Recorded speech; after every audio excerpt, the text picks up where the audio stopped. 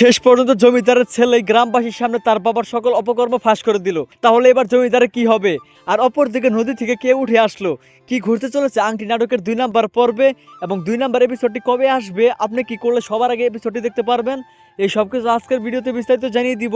তাই আজকের ভিডিওটি সম্পূর্ণ দেখতে থাকুন। হ্যালো ভিউয়ার্স, আসসালামু আলাইকুম। কেমন আছেন সবাই? আশা করছি প্রত্যেকেই ভালো রয়েছেন। তো ইতিমধ্যে পল্লিগ্রাম টিভি অফিসিয়াল ইউটিউব চ্যানেলে নতুন আরও একটি ধারাবাহিক নাটক আপলোড হয়ে গিয়েছে। নাটকটির নাম হচ্ছে আংটি। তো আংটি নাটকের প্রথম পর্বটি যারা এখনো দেখেননি তারা দ্রুত দেখে আসবেন। আপনাদের সুবিধার জন্য ভিডিও ডিসক্রিপশন বক্সে লিঙ্ক দেওয়া থাকবে। তো প্রথম পর্ব কতটা ইমোশনাল আর টান্ডার উত্তেজনা হয়েছে আপনারা দেখতে পেয়েছেন।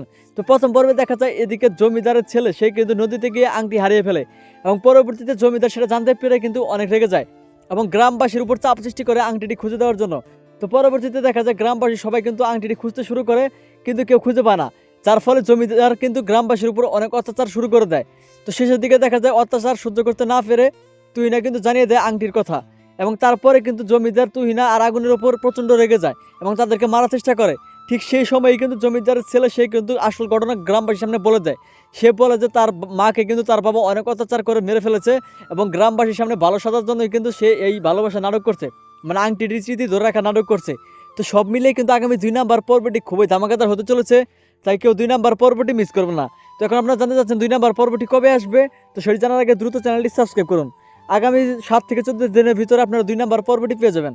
তো আশা করি বুঝতে পারছেন। দেখা হচ্ছে খুব শীঘ্রই নতুন নাটকের আপডেট নিয়ে।